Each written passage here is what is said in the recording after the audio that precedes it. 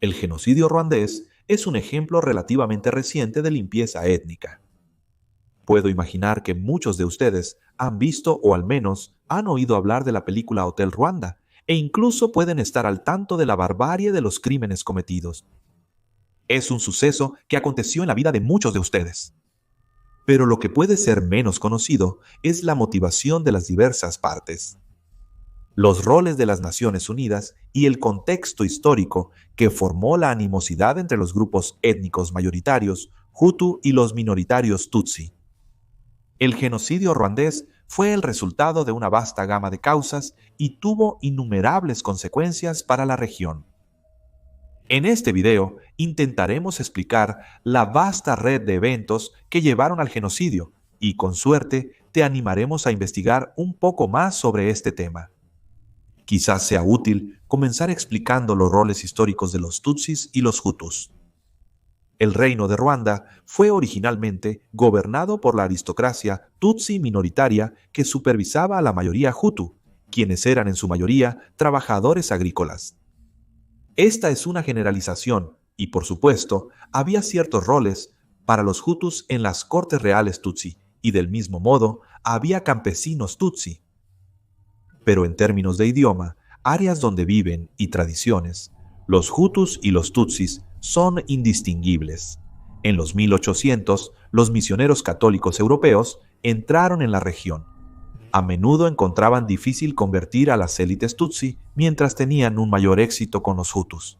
Ruanda fue colonizada por Alemania en 1897, quienes trajeron consigo las nociones de raza. Los colonos alemanes veían a la élite Tutsi como racialmente superior a los Hutus, notando su mayor estatura, piel más clara y capacidad para gobernar. Una explicación simple puede ser que los Tutsi tendían a tener acceso a la leche y pasaban menos tiempo haciendo trabajos intensivos en mano de obra. Tendían a ser más altos y de piel más clara que el Hutu promedio. Sin embargo, Alemania alistó a los Tutsis para ayudar en la gestión de asuntos coloniales basándose en su estructura de poder existente. Esto combinado con sus teorías raciales europeas, algunos creían que los Tutsis eran de hecho de Etiopía. Después de la Primera Guerra Mundial y la derrota de Alemania, el gobierno belga recibió el control sobre la colonia ruandesa. Las teorías raciales iniciales se expandieron cuando las autoridades belgas aplicaron principios eugenésicos. El tamaño craneal, el tono de piel y la estatura se usaron para comparar a Tutsis y Hutus. Los belgas creían que los Tutsis eran genéticamente superiores y se les dio la mayor parte del poder político en Ruanda. La mayoría de los Hutus a menudo eran católicos, lo que significa que el político Hutu o los galos a menudo eran apoyados y alentados por la iglesia. Pero fue la emisión de tarjetas de identidad racial lo que quizás jugaría el papel más importante en el genocidio por venir. A cada ruandés se le entregó una tarjeta de identidad que determinaba su raza. Por lo tanto, era muy fácil saber si una persona era Tutsi o Hutu. Tras la Segunda Guerra Mundial, el impulso independentista africano se propagó por todo el continente. La mayoría de la población Hutu veía a los belgas gobernantes y a los Tutsis como un obstáculo para el progreso. Con el paso del tiempo, las autoridades belgas, con el aliento de la Iglesia Católica, se inclinaron hacia las elecciones y las élites Tutsi temían el resultado de cualquier elección. En noviembre de 1959, un líder Hutu fue atacado por jóvenes Tutsi pro-monarquía y se informó falsamente su muerte. Las protestas pacíficas pronto se volvieron violentas cuando algunos Hutus nacionalistas católicos incendiaron propiedades Tutsi. Las autoridades coloniales belgas no pudieron prevenir la mayoría de la violencia, ya que solo tenían unos pocos cientos de soldados estacionados en Ruanda. Las solicitudes hechas por los Tutsis para formar sus propias fuerzas armadas fueron negadas por los belgas, temiendo principalmente una escalada en la violencia. Pero esto fue ignorado, ya que las milicias Tutsi y Hutu chocaron. Una masiva éxodo de Tutsis huyó hacia los países vecinos Uganda y Burundi. Finalmente, las elecciones se llevaron a cabo en 1960, en un intento de mover a Ruanda hacia la independencia lo más pronto posible. La elección fue un gran éxito para el Partido de la Emancipación Hutu, su líder, Grégoire Kiabandi, siendo el primer presidente elegido del país. Durante los primeros años de la independencia de Ruanda, tuvo que lidiar con ataques regulares de rebeldes tutsis que habían lanzado ataques desde Uganda y Burundi, y la siempre presente violencia étnica entre tutsis y hutus. Kiabandi fue finalmente derrocado por su jefe de Estado Mayor del Ejército, Juvenal Habyarimana. Habyarimana gobernaría Ruanda como un dictador. Hizo poco para lidiar con las decenas de miles de refugiados tutsis en Uganda y Burundi, quienes deseaban regresar a Ruanda. En 1981 se estableció el Frente Patriótico Ruandés, o el Frente Patriótico Ruandés, un grupo nacionalista con el objetivo de regresar a Ruanda.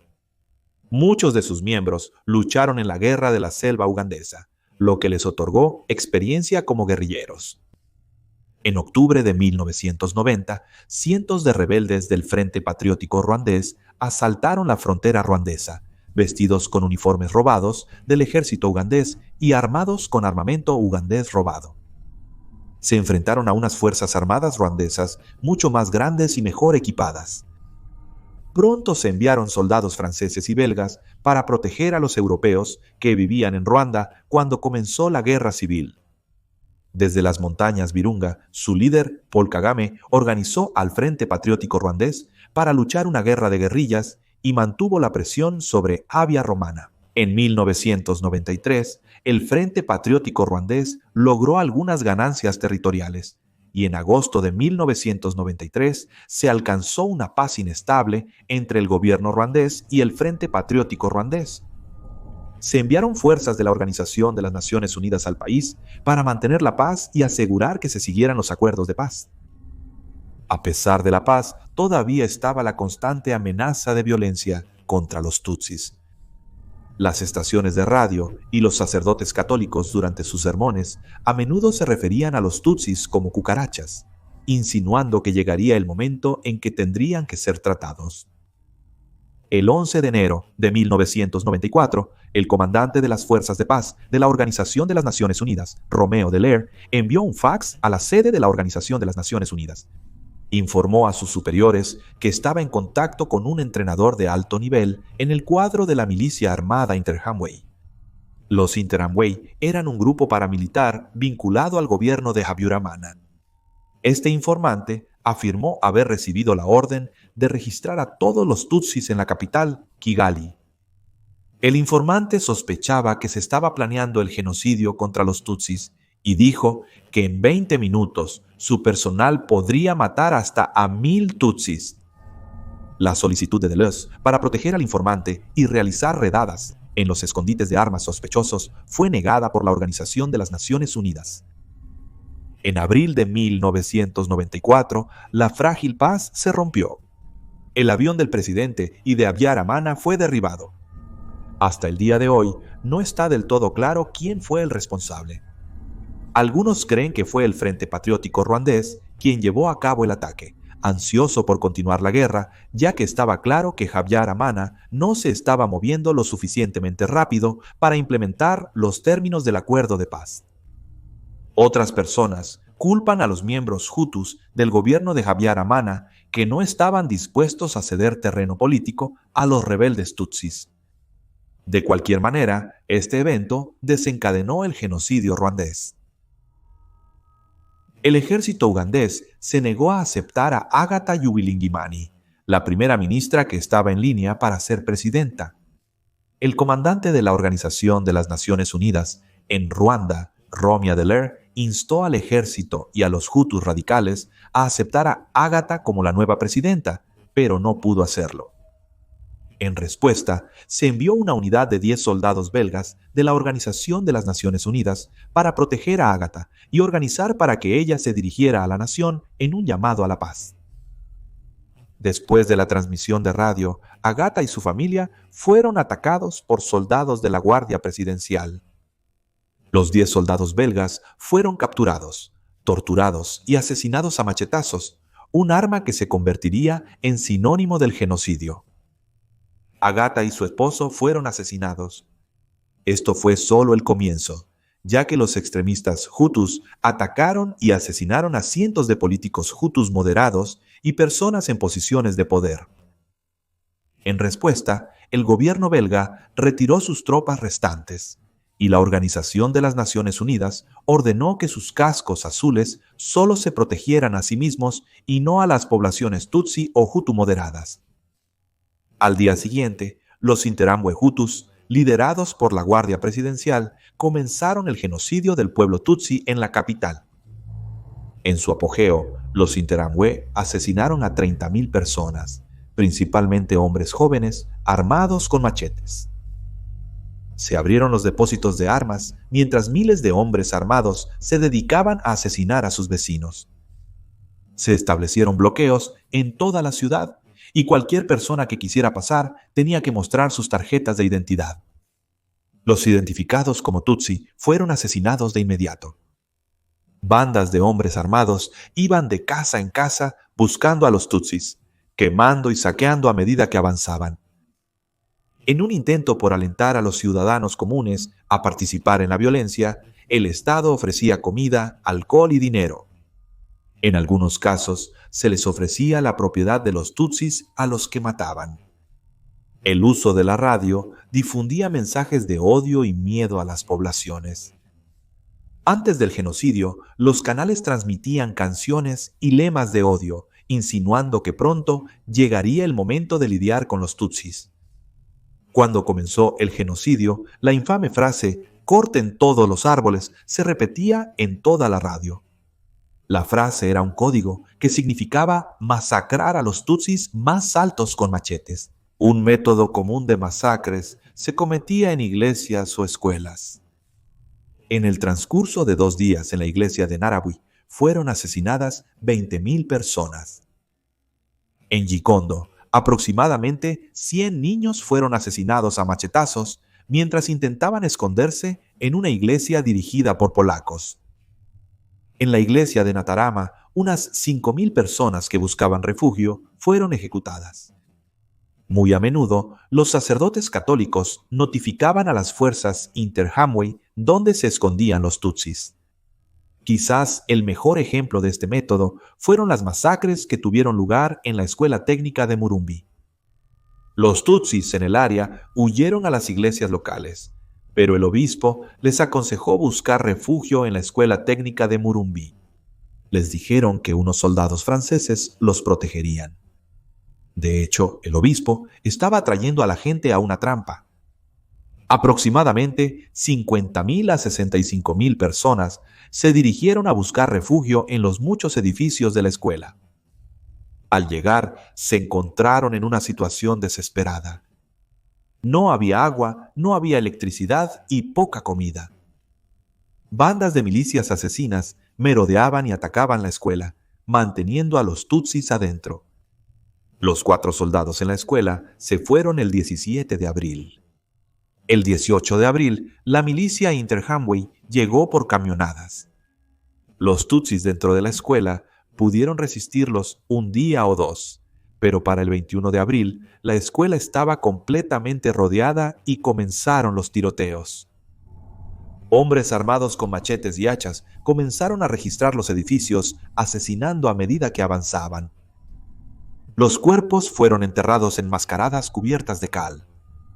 Se cree que solo 34 personas lograron sobrevivir a la masacre en Marumbi.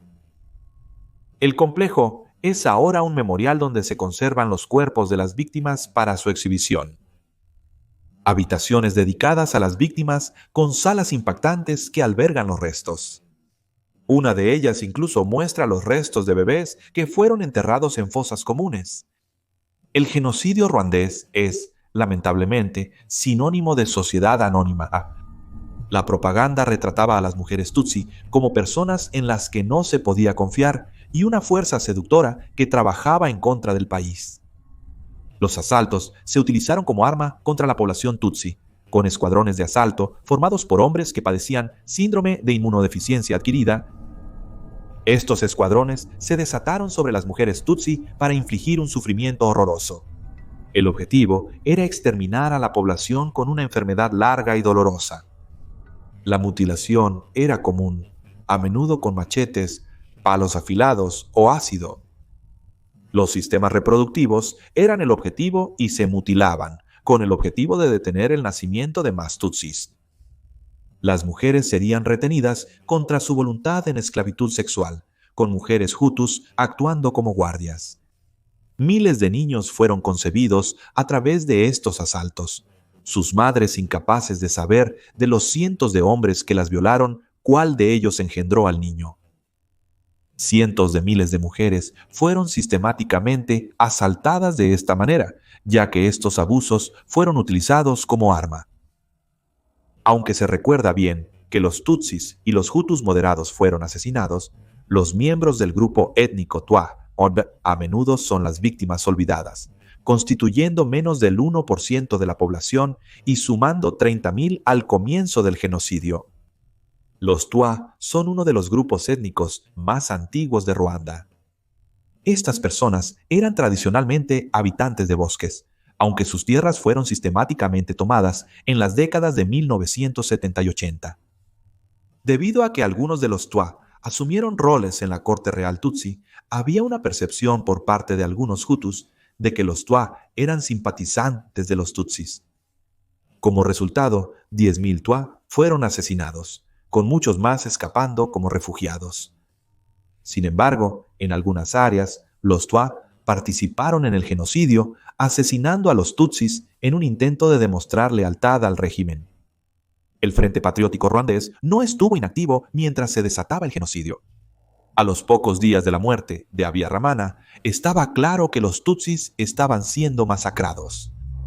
El Frente Patriótico Ruandés renovó sus ataques, con el objetivo de rodear la capital lo más pronto posible. Con el liderazgo Hutu distraído por el genocidio que estaban cometiendo, el Frente Patriótico Ruandés enfrentó poca resistencia. En un sombrío reflejo del éxodo Tutsi, los refugiados Hutu huyeron de Ruanda mientras el Frente Patriótico Ruandés avanzaba a paso firme por Ruanda. El líder del Frente Patriótico Ruandés, Paul Kigeme, se negó a entablar discusiones con el gobierno interino Hutu, creyendo que no tenían ninguna intención de detener el genocidio. Entre el 7 de abril y el 15 de julio, se estima que fueron asesinadas entre 800.000 y 1 millón de personas, con decenas de miles de mujeres siendo víctimas de agresión sexual con las terribles consecuencias de enfermedades venéreas, embarazos no deseados y la propagación del virus de inmunodeficiencia humana, síndrome de inmunodeficiencia adquirida. Las fuerzas del Frente Patriótico Ruandés cometieron varias represalias contra los civiles Hutus, con un estimado de 30.000 Hutus asesinados durante la Guerra Civil. Un ejemplo notable es el del campo de refugiados de Kabijo. Aproximadamente 2 millones de Hutus huyeron a Zaire. Muchos de ellos fueron el objetivo en un preludio a la Primera Guerra del Congo. Se estima que 1 millón de personas fueron de alguna manera culpables del genocidio. Las cárceles estaban superpobladas, ya que más de 100.000 personas fueron encarceladas. Paul Kigame se convirtió en el vicepresidente y jefe del ejército del nuevo gobierno, llegando a ser el presidente el 22 de abril del año 2000. Se estableció una nueva constitución que prohíbe el uso de distinciones étnicas. El nuevo gobierno ha estado fomentando la reconciliación entre las dos comunidades. Uno de los enfoques más interesantes ha sido los tribunales Gachacha, un sistema de tribunales de base donde los perpetradores y las víctimas se sentaban juntos para discutir lo que había sucedido. Más de 1.200.000 casos fueron escuchados por estos tribunales, supervisados por miembros de confianza de la comunidad. Ya sea o no adecuado frente a delitos tan violentos, el objetivo era ofrecer un sentido de cierre a las víctimas. Debido al vasto número de perpetradores, llevaría cientos de años llevar a cabo los juicios penales, especialmente cuando los abogados y jueces también fueron víctimas del genocidio. El sistema judicial gachacha es un tema controvertido que podría ser celebrado como una muestra de la importancia de la justicia restaurativa o ser visto como una forma de dar legitimidad política al nuevo gobierno. Hay muchos factores para intentar entender la causa del genocidio. La implementación de divisiones raciales por los poderes coloniales, alemanes y belgas, fermentó la división entre los Tutsi y los Hutu. Y luego está el papel de las estaciones de radio y la Iglesia Católica en difundir el mensaje de odio a la población, asusándolos hasta llevarlos a un frenesí. Y luego, la falta de cualquier respuesta significativa de las Naciones Unidas y su negativa a escuchar las advertencias de Romier Dallaire. La falta de respuesta son sin duda fracasos que merecen perseguir a las Naciones Unidas. La rapidez con la que comenzó el genocidio solo puede explicarse por un plan de larga duración para asesinar a los Tutsis y a los Hutus moderados. Pero, sin la combinación de la violencia sancionada por el Estado y años de división étnica arraigada, probablemente no hubiera sido posible la amplia participación de la población Hutu. Los ruandeses de hoy en día deben reconciliarse con su violento pasado, lo cual es realmente una tarea envidiable. El genocidio ruandés es un sombrío recordatorio de los peligros de centrarnos en lo que puede dividirnos, en lugar de en lo que nos une.